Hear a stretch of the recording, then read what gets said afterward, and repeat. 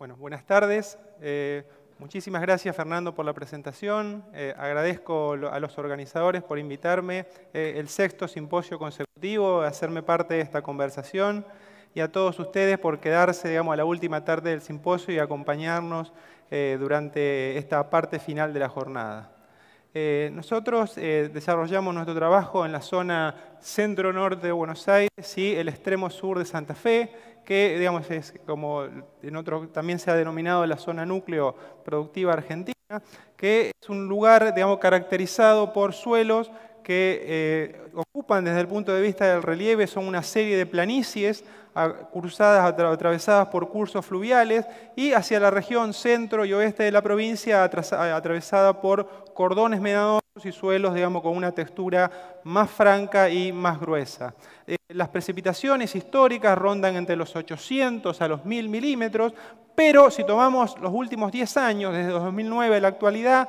está lloviendo un 20% por arriba de la media histórica. Y eso ha significado un cambio notable en los sistemas productivos, en las posibilidades de intensificación y también en los rendimientos que podemos obtener a campo. Los suelos, que es lo que vemos aquí a la izquierda y en la parte inferior, los que están graficados de color verde son suelos de clase 1, digamos que podríamos decir que es el sector que abarca entre la ruta 8 y la ruta 7 como extremo sur, y lo que vemos de un verde más claro hacia la costa, digamos, del río Paraná o el centro de la provincia serían suelos de clase 2 y 3. Pero mayormente, salvo, digamos, alrededor de los cursos fluviales, producimos en suelos de muy buena calidad. Y en cuanto, digamos, a las características sociológicas de la producción, es claro, digamos, que se trata en la mayor parte de los casos de superficies pequeñas, con un difícil y costoso acceso a la tierra, sumado a los últimos años los costos de producción también han incrementado notablemente, lo cual nos eleva los rendimientos de indiferencia y crea la necesidad en la zona de construir rentabilidad a partir de altos rendimientos. Entonces tenemos que manejar los cultivos verdaderamente para producir muy bien. Entonces, yo voy a repasar, digamos, a lo largo de mi presentación, cuáles son las interacciones que vemos y que estamos detectando entre la nutrición y el manejo para cada uno de nuestros cultivos. Y empezando por el trigo, una foto de nuestras parcelas que todos los años llevamos en Pergamino, y creemos que el trigo de todos los cultivos que nosotros sembramos ha sido el que más ha evolucionado e incrementado los rendimientos en las últimas campañas. Pero eso se da a partir de, esa construcción de rendimientos se da a partir de la adquisición de recursos, y de los cuales la secuencia de doble cultivos verdaderamente es muy exigente. Vale ver para esto cómo queda un perfil de suelos después de, esto está medido en un ensayo de fertilización con una alta dosis de nitrógeno, y podemos ver que un cultivo de trigo de ciclo largo, ¿no es cierto?, a finales de diciembre de 2017, que era un periodo seco, prácticamente deja, digamos, un perfil de agotamiento hasta el 1,60 m, lo que hace que verdaderamente, si no hay un buen manejo del agua y por supuesto también de la nutrición, digamos, las posibilidades de crecimiento de las hojas de segunda, digamos, son muy limitadas. Adicionalmente, el crecimiento en los rendimientos también nos lleva a aumentar esa exigencia de agua y nutrientes. En los últimos años, en poco tiempo, hemos pasado de rendimientos de 4 toneladas a 6 toneladas y media, con mucha frecuencia, y eso manteniendo, digamos, una concentración, la misma concentración de proteína, nos implicaría que el cultivo tiene que llevar al grano 45 unidades de nitrógeno adicionales, que si le asignamos una eficiencia del 60%, implica que deberíamos agregar 75 kilos de nitrógeno adicionales para tener la misma relación de dilución. Eso implica que tengamos que fertilizar mucho más. Y si nosotros ponemos en contexto nuestros sistemas de doble cultivo de la región pampeana, comparado con otros sistemas de invierno del mundo, como pueden ser un trigo blando europeo de 10 toneladas, o un hard red winter americano de alta proteína que pudiera rendir 5 toneladas, nuestra secuencia de cultivos de trigos de alto rendimiento y sojas de segunda que también tienen buena productividad son más exigentes en agua y nutrientes que aquellos otros sistemas, lo cual los hace probablemente en los sistemas más exigentes del mundo. Para que el rendimiento del primer cultivo no vaya en detrimento del otro, entonces debemos hacer una planificación del manejo del agua y el manejo nutricional. Y de esto dan cuenta, por ejemplo, ver nuestras parcelas, en este caso son las parcelas de mejoramiento de INTA Pergamino de la campaña seca pasada, donde una soja de segunda sembrada a mediados de diciembre sin fertilización realmente desapareció, producto del consumo del trigo, mientras que en los caminos podemos ver una soja que tiene una razonable productividad. Entonces, si no organizamos bien la provisión de recursos para esa secuencia, sin duda la soja va a ser lo que la va a terminar sufriendo. Entonces, para diseñar un esquema de fertilización y especialmente nitrogenada, lo que es muy relevante es ver cuáles son las limitantes a la productividad. Y esto que les muestro aquí, ¿no es cierto?, es producto de un relevamiento que con varios asesores de la zona venimos haciendo alrededor de hace 20 años, donde alrededor del 1 de mayo medimos unos 100 lotes de la zona donde tenemos datos seguros de rendimiento y medimos agua útil al 1,5 metros de profundidad. Y entonces podemos construir una relación entre rendimiento y agua útil en el suelo alrededor del 1 de mayo, más las lluvias de mayo y junio. Como indica la recta de regresión, explica el 55% de los rendimientos, transformándose en el principal factor que determina los rendimientos del trigo. A partir de esto podemos afirmar que cuando nosotros tenemos 200 milímetros entre agua útil en el suelo más lluvias de mayo y junio, tenemos un piso de rendimiento de unas 4 toneladas y 300 kilos más de expectativa de rendimiento por cada 50 milímetros adicionales que tengamos sobre ese contenido. Entonces, juntar agua, digamos, ni bien terminan los cultivos de verano, se transforma en una variable crucial. De igual manera, nosotros sucede con el nitrógeno. Si nosotros construimos una curva histórica de rendimiento o de respuesta a la fertilización en relación al nitrógeno disponible, sumando suelo y fertilizante, como se explicó, digamos, varias veces en las jornadas de ayer, nuestros ajustes históricos nos hablan de valores de alrededor de 150, 160 unidades. Sin embargo, si nosotros tomamos los experimentos desde 2014 en adelante, con la variedad Andreya en cebada y con las últimas variedades de trigo, ¿no es cierto?, que tiene una alta expresión de rendimiento, esa curva alcanza su plató alrededor de las 200 unidades de nitrógeno. Es decir, todo el avance, ¿no es cierto?, que ha logrado el trigo en su construcción de rendimiento lo hace sinceramente a partir de recursos. Por supuesto que en estos diagnósticos tenemos incorporados también los índices de mineralización a través del nitrógeno anaeróbico, que es lo que vemos en el cuadro inferior, y que, digamos, desde nuestra experiencia lo tomamos como una variable categórica o cualitativa. Es decir, cuando tenemos valores de NaN por debajo de 50, esperamos escasos aportes por mineralización, o no se nos corre la curva respecto de ese patrón inicial donde solamente tenemos en cuenta suelo más fertilizante.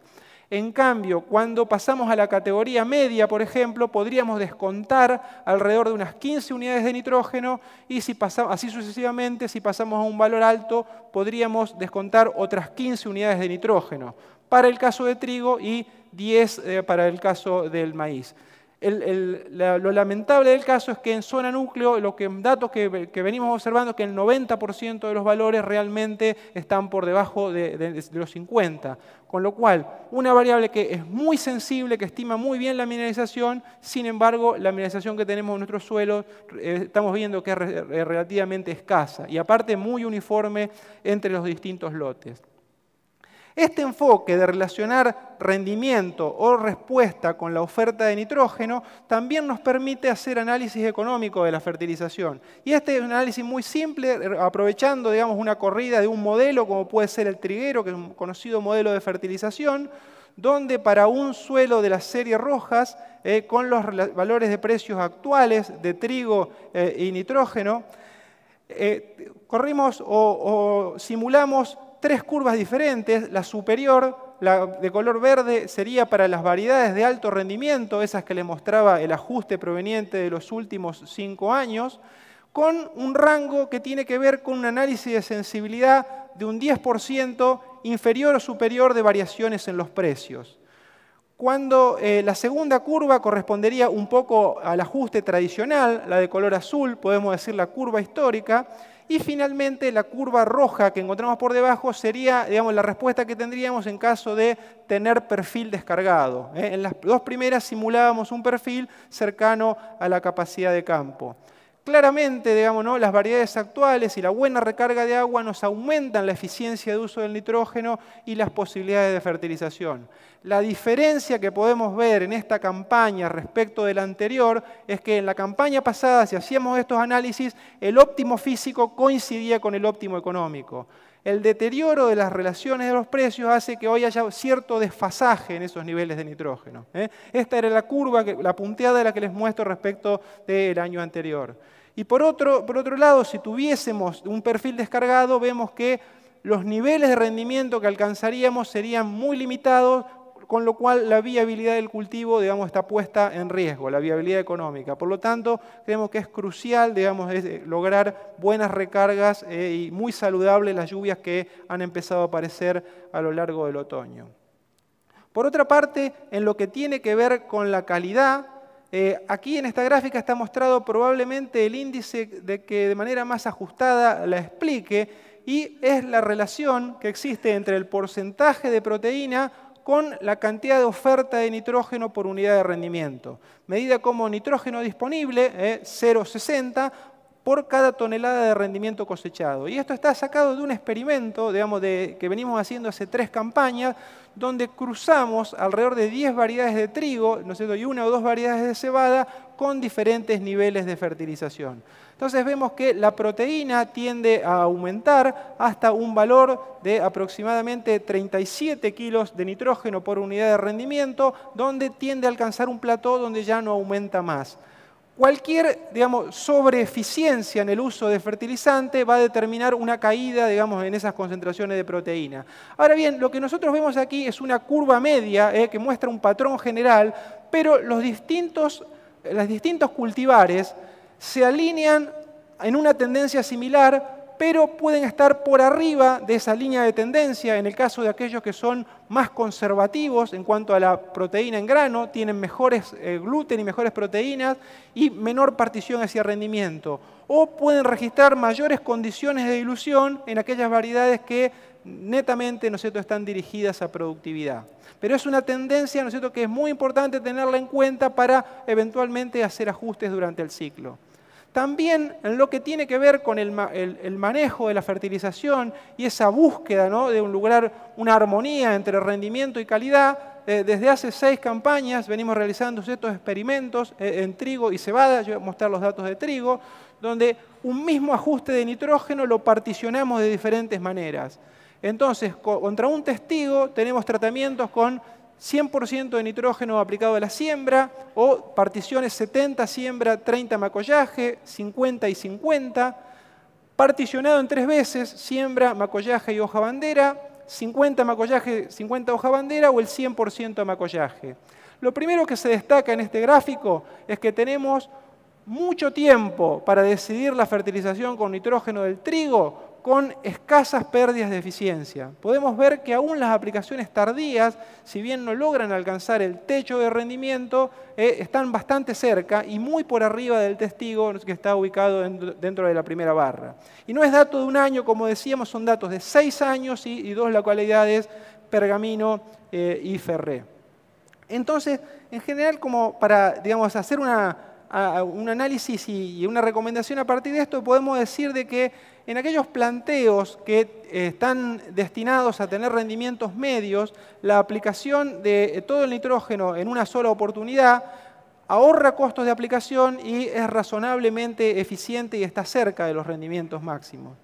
En aquellos casos donde se debe asegurar, digamos, una determinada estándar de calidad, una determinada concentración de proteína o gluten en el grano, vemos que las aplicaciones más tardías o más particionadas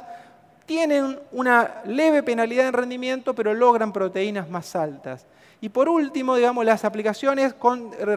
divisiones de 70-30 o 50-50 logran los techos de rendimiento con una razonable calidad, por lo tanto serían las aconsejables para los planteos de mayor rendimiento. La cebada tiene un comportamiento un poco diferente, quizá privilegia más aplicaciones algo más tardías, pero digamos, cabe de igual manera hacer un análisis similar.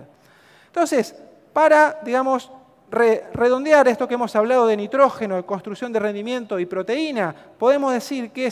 para lo que sería la zona núcleo y el centro y oeste húmedo, podemos decir de que si tenemos una recarga de alrededor de 200 milímetros entre agua útil más lluvias en mayo y junio y no tenemos riesgo hídrico por una napa excesivamente cercana, razonablemente podemos esperar, digamos, un piso de rendimiento de 4 toneladas y que podríamos ganar 300 kilos adicionales por cada 50 milímetros más de reserva que tengamos de agua en el suelo.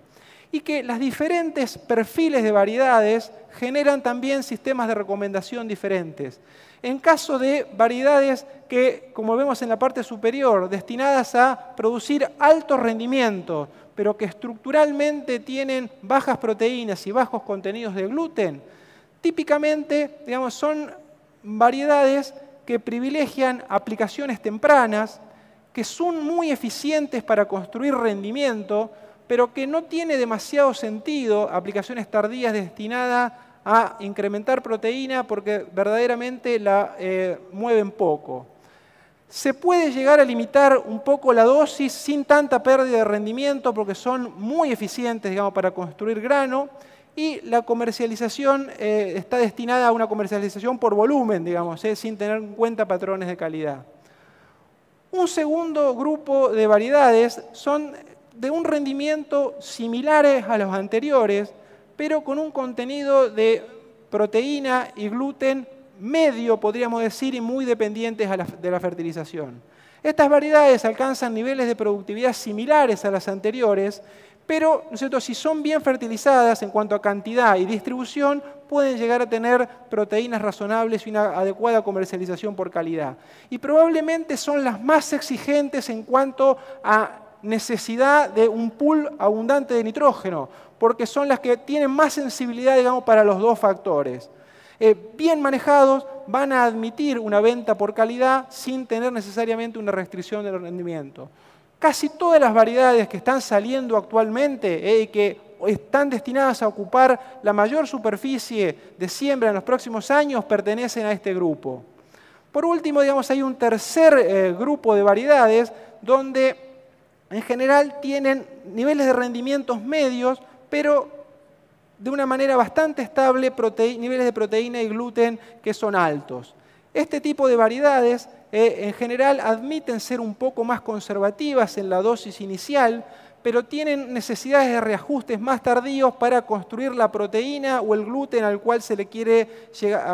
llegar como objetivo. Son menos eficientes en el uso global de nitrógeno que las anteriores. O sea, para una misma dosis total va a ser menor la recuperación total de nitrógeno con relación a las del segundo grupo, que serían las más eficientes. Su rendimiento es variable, muchas veces mal fertilizadas, cae mucho el rendimiento, la productividad global de la parcela, pero tiene una alta partición a calidad cuando se la fertiliza relativamente tarde. Entonces, el conocimiento de qué grupo de variedades va a corresponder la cual nosotros estamos sembrando es muy importante, ¿no es cierto?, para diagramar estos planteos de fertilización. Ahora bien, la correspondencia y el equilibrio entre rendimiento y calidad no solamente depende del nitrógeno. Esto que les muestro aquí son los resultados de un experimento que tenemos hace 13 años en la localidad de Arribeños, que lo he mostrado muchas veces desde el punto de vista de rendimiento. Este año el último cultivo fue un trigo, donde si miramos los tratamientos de reposición y de reconstrucción, que serían los tres últimos, estructuralmente tienen un nivel de proteína más alto que el tratamiento testigo o el tratamiento que denominamos de mínima. Es un ensayo de fósforo, pero nos determina distintos niveles de nitrógeno. Cuando empezamos a analizar las causas vemos que la absorción total de fósforo fue muy distinta. Entonces, en los primeros tratamientos estaríamos teniendo una deficiencia grave de fósforo que afecta la eficiencia de uso de nitrógeno. Por último, y para terminar, digamos, un poco con lo que es el recorrido respecto de trigo, podemos decir de que entre las novedades y las interacciones vemos que la presencia de zinc, un elemento muy discutido, digamos, y muy impuesto para el caso de maíz, también en trigo nos da oportunidades para incrementar los rendimientos. Y este es un típico experimento donde comparamos diferentes alternativas de aplicación. En la segunda columna, la de color negro, tendríamos un tratamiento tradicional con agregado de fósforo y nitrógeno, y a partir de la tercera en adelante tenemos el agregado de zinc, pero bajo diferentes formas de aplicación, ya sea una mezcla química, impregnaciones de zinc sobre MAP o impregnaciones inclusive sobre urea, tratamientos foliares o tratamientos sobre semillas. Todas logran niveles razonables de respuesta ajustando dosis y ajustando forma de aplicación. Esto nos está diciendo que tenemos más de una variante para aplicar el nutriente y que no hay una que definitivamente sea inferior a la otra. Inclusive, como en este caso, aplicaciones, impregnaciones sobre la urea, que la vemos como algo satisfactorio porque sobre la urea y principalmente sobre el MAP, porque no le cambian, digamos, los usos y costumbres, la logística al productor, logran niveles adecuados y aceptables de rendimiento. Pasando, digamos, a lo que es el cultivo de maíz, esta foto un poco nos marca las parcelas que todavía en el caso del maíz tardío tenemos en el campo. Y cuando nosotros empezamos a analizar cuáles son los factores que determinan el rendimiento del maíz, acá tenemos un agrupamiento de valoración de tecnologías simplemente graficadas en cuanto a respuesta y calidad. En el eje vertical está graficado el porcentaje de respuesta medio, digamos, de todos los ensayos que hicimos evaluando esa tecnología, y en el eje horizontal la frecuencia de casos positivos. Tomando casos positivos, aquellos que demuestran ser estadísticamente significativos con un nivel del 10%. Entonces vemos, si miramos desde el punto de vista vertical, que no hay tecnología que tenga más respuesta que el maíz de segunda, porque encuentra el suelo completamente descargado de nitrógeno producto del cultivo de invierno. Un maíz de diciembre, pero tardío, sobre barbecho, que es lo que veríamos, digamos, en el extremo derecho del gráfico, aquí, tiene un porcentaje de respuesta menor porque el suelo está más cargado de nitrógeno, pero tiene una gran estabilidad porque tiene agua en el suelo, ¿no es cierto?, y es mucho más segura la respuesta. Ahora, la observación que quisiera hacer es que cuando nosotros empezamos a mirar las interacciones entre nutrición y factores del ambiente, aumenta tanto la magnitud como la estabilidad de la respuesta, como en este caso donde analizamos la interacción entre nitrógeno y densidad, y si nosotros evaluamos la respuesta en sistemas de alta densidad, vemos que esta se hace mucho más estable, ¿no es cierto?, y mucho más consistente. Ni hablar si la miramos la interacción con el caso del agua. Entonces, vamos a ver algunos ejemplos, ¿no es cierto?, donde, digamos, entender cómo funciona el sistema y comprender estas interacciones verdaderamente nos permite tener respuestas mucho más estables a la fertilización. Y con ese esquema también de estudiar las brechas de rendimiento y ver cuáles son los factores limitantes, desde la campaña 2015 y 2016, con distintos criaderos de maíz y con colaboradores, digamos, y las agencias de extensión, hemos empezado a hacer un esquema de experimentación donde sobre un tratamiento base que tiene fertilización con fósforo y nitrógeno a la siembra, le agregamos sucesivas tecnologías hasta llegar a un máximo. Y también en la parte inferior hacemos el tratamiento inverso, o sea, tenemos un apilado de tecnologías a las cuales le vamos restando, ¿no es cierto?, hasta llegar a un mínimo. Esto nos permite construir este tipo de diagramas donde para los tres sistemas predominantes de la región pampeana, temprano, tardío y de segunda, podemos cuantificar cuánto es la brecha de rendimiento entre un tratamiento totalmente básico, que solamente tiene fósforo y nitrógeno a la siembra y una baja densidad de 60.000 plantas por hectárea, frente a aquellos intensificados donde se van poniendo en juego diferentes recursos. Vemos que esa brecha de rendimiento son superiores en los maíces tempranos y los maíces de segunda sobre gramíneas, porque claramente son los que tienen o menor tiempo para acumular recursos o los tienen agotados por el cultivo antecesor. Mientras que en el tardío tiene una brecha más estrecha y más cercana al 20%. Y si empezamos a estudiar los factores nutricionales y cuánto es el aporte a esa construcción de rendimiento, vemos que, por ejemplo, en el caso de los maíces de siembra, de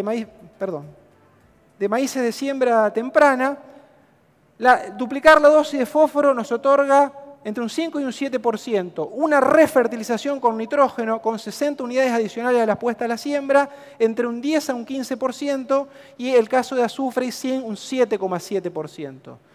En el otro extremo, los maíces de segunda también tienen una ganancia muy importante, sobre todo en lo que es refertilización con nitrógeno. No alcanza con 60 unidades a la siembra, tienen un 20% de aumento producto de refertilizar con 60 unidades adicionales en la posemergencia. E igualmente, azufre y zinc, digamos, tienen un incremento de rendimiento similares a los tempranos. Esto quiere decir que estos sistemas, donde hay un mayor agotamiento de nutrientes, transforman a la nutrición en un aspecto mucho más relevante respecto de, por ejemplo, un maíz tardío que tendría un barbecho largo previo a su siembra.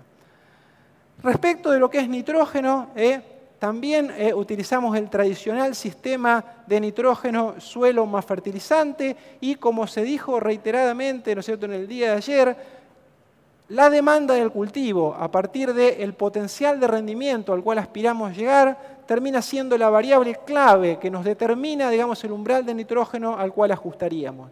Pero lo que me gustaría resaltar es que ese umbral de nitrógeno es un comportamiento medio y que puede haber fuertes variaciones en función del manejo. Así, por ejemplo,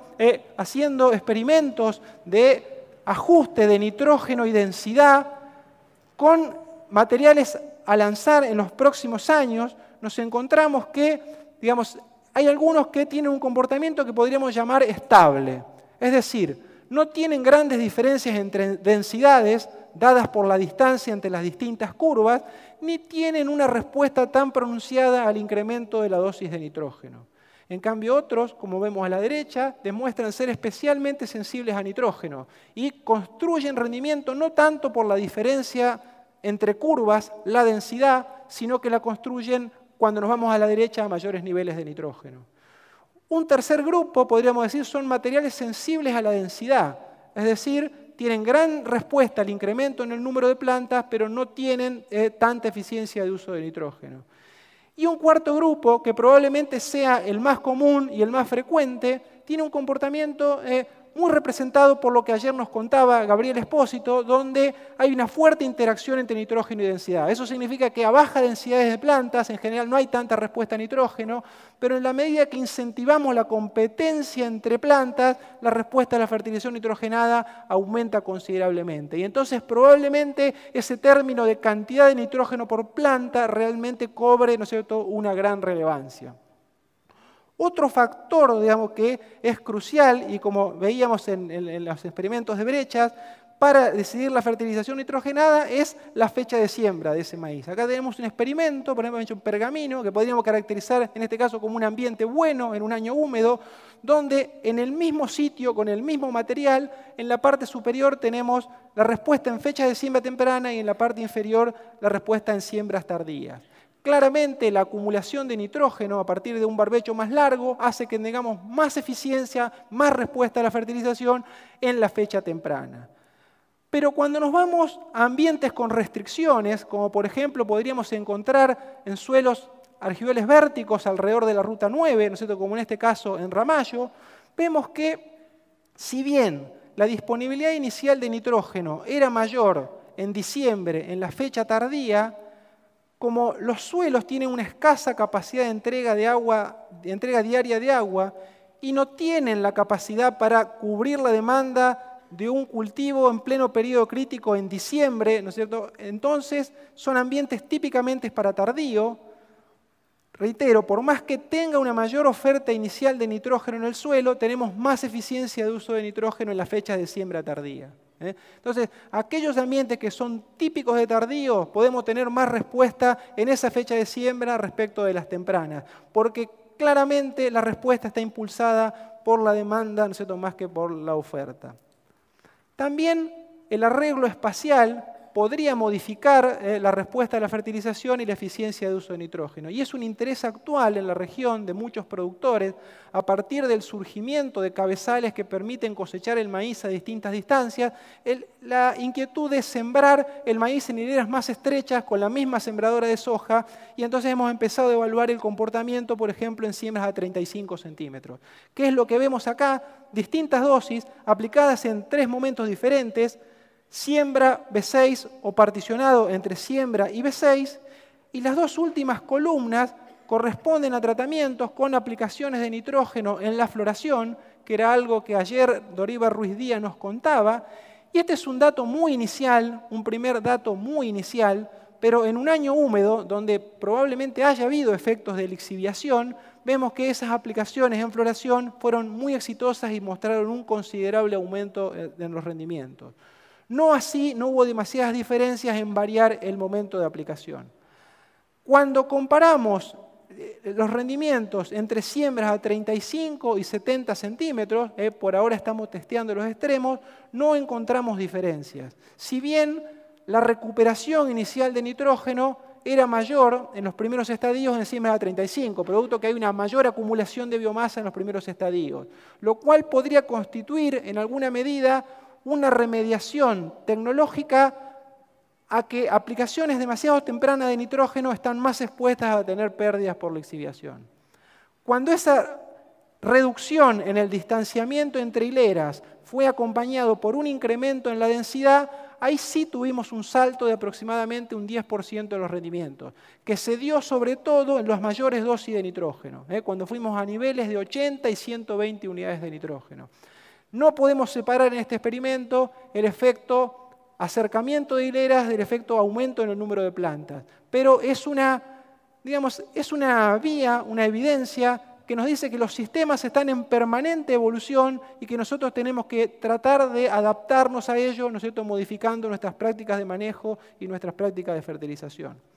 Por último, y para terminar la mirada sobre el maíz, la interacción más clara de todas, la interacción con el agua. Sabemos que en años secos tenemos menos eficiencias que en años húmedos y que en aquellos años húmedos, inclusive hasta el momento en que llueve es relevante, ¿no es cierto?, para el ajuste de la fertilización, ya que lluvias tempranas de octubre en general nos aumentan la respuesta en aquellos ambientes planos, aquellos ambientes con napa donde son más frecuentes las pérdidas. Mientras que lluvias de noviembre y diciembre nos tiran para arriba las curvas en las lomas y en aquellos ambientes con restricciones, que si bien tiene como limitante principal el agua, también son muy pobres en cuanto a la oferta de nitrógeno. Entonces, cuando tenemos lluvias cercanas al periodo crítico, se nos genera una gran demanda y son ambientes que tienen eficiencias de uso de nitrógeno muy elevadas. Para ese seguimiento y reajuste de la fertilización, las nuevas tecnologías tienen la oportunidad para darnos una mano realmente muy relevante para ir haciendo reajustes durante el ciclo, ya que las imágenes satelitales, las fotografías aéreas, los sensores remotos de cultivos y los índices que podemos calcular a partir de ellos nos pueden identificar variaciones en la oferta de nitrógeno en momentos donde nosotros ya nos hemos ido del lote y ya no estamos tomando decisiones de fertilización. Este es el caso, un típico lote del partido de Colón, que hasta primeros días de noviembre, lluvias más o menos ajustadas a la demanda, no tenía grandes variaciones, pero a partir de noviembre se disparan las lluvias y entonces encontramos que el sector que está a la izquierda y arriba, que es un lugar donde es más plano el lote y con la napa más cercana, empieza a tener una carencia grave de nitrógeno que después termina limitando los rendimientos. Estos ajustes son un poco más fáciles de hacer en trigo que en maíz, pero de todas maneras su seguimiento verdaderamente es muy relevante. Entonces, podríamos decir, para llegar a una integración similar a como hacíamos en trigo, que, el seguimiento hídrico y las perspectivas de la campaña son cruciales para la planificación del cultivo. Si nosotros estamos en un año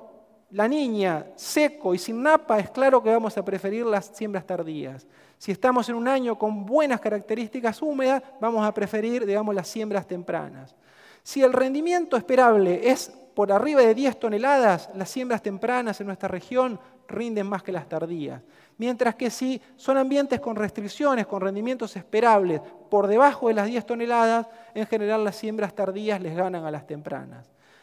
Después, dentro de estas siembras tempranas, tendremos las distintas calificaciones de ambiente y lo mismo, ¿no es cierto?, para las siembras tardías. Los ambientes superiores en fecha de siembra temprana permiten intensificar, yendo a los híbridos de más potencial, densidades más altas, ajustes de nitrógeno que están en el orden de 180 a 220 unidades como nitrógeno objetivo. Son los ambientes que tienen menos fósforo, por lo tanto se privilegian las estrategias de reconstrucción. Aportes de azufre de hasta 20 unidades si no hay aportes por la napa, y también aportes de zinc se justifican y se pagan si la disponibilidad en el suelo es más baja. Ambientes medios requieren o justifican densidades un poco más bajas, con ajustes de nitrógeno también algo inferiores a 150, 180 unidades de nitrógeno, suelo más fertilizante. Un fósforo que quizá no requiera reconstrucción, sino más bien un mantenimiento. Azufre, 15 unidades si no hay napa, puede ser un poco menor, y también para zinc, digamos, el mismo planteo. Y ambientes que son, podemos decir, inferiores, más priorizan la búsqueda de estabilidad con ajustes un poco inferiores de nitrógeno, hasta 130 o 150 unidades, probablemente en una aplicación única para también ahorrar costos de logística y manejo de fósforo por suficiencia. Por último, digamos, en los ambientes que podemos decir más inferiores, que claramente son para tardíos, densidades, niveles conservadores de uso de fertilización van a tener, digamos, un retorno económico mucho más estable, ¿no es cierto?, y mucho más fácil de pagar. Para finalizar, 2 diapositivas de soja, simplemente, ¿no es cierto?, les quiero mostrar a través de un ejemplo cómo, si bien nos quedó muy claro y lo sabemos que la respuesta a fósforo, que es el nutriente clave en la soja, depende no tanto del rendimiento, sino de su provisión desde el suelo, este tipo de experimento donde evaluamos interacciones, como en este caso 2 fechas de siembra, primeros días de noviembre y primeros días de diciembre, cruzado con los grupos de maduración más relevantes de nuestra zona, desde el 3 corto hasta el 5 corto, y con 2 extremos de fertilización, un testigo sin nada y un tratamiento completo con fósforo, azufre y micronutrientes, experimentos que venimos conduciendo desde hace 8 campañas, nos permiten mostrar ejemplos como este del año anterior, donde en la fecha de siembra temprana, los grupos del medio, que son los que más rinden y los más adaptados, el grupo 3 largo, 4 corto y 4 largo, son los que más responden a la fertilización, y los extremos resultan desajustados y responden menos. Pero cuando nos vamos a una fecha de siembra tardía, como la de diciembre, la campaña pasada se nos terminó el agua hacia febrero y marzo, y solo tuvimos respuesta en los grupos más cortos. Esto nos ayuda a decir de que aún en un mismo sitio, ¿no es cierto?, con un mismo nivel de fósforo inicial, podemos tener respuestas que van entre 0 y 500 kilos. Y que cuando tomamos decisiones de manejo erróneas, terminamos por invalidar y por destruir la respuesta a la fertilización. Bueno, un esquema similar, digamos, al que mostramos en maíz, que esto lo van a poder ver, digamos, después en las actas o en la presentación que queda colgada. Y finalmente, entonces vamos a decir las conclusiones finales, concluyendo que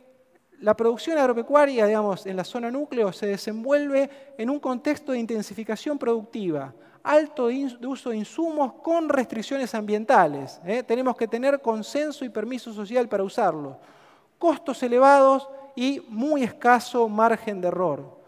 Los criterios regionales que todos ajustamos para nuestras zonas sentaron la base para el manejo de la nutrición, pero hoy la necesidad de eficiencia nos lleva a usar criterios más específicos. Estos implican conocer las interacciones no solamente entre suelo y agua, sino también con todas las variables de manejo que fuimos enumerando a lo largo de la charla. Y que como resultado, digamos, de esa gran cantidad de información que vamos generando, es crucial una gran labor agronómica que integre toda esa información y la permita traducir en adecuadas decisiones de manejo. Bueno, con esto finalizo mi presentación. Muchas gracias por su atención. Muchas gracias.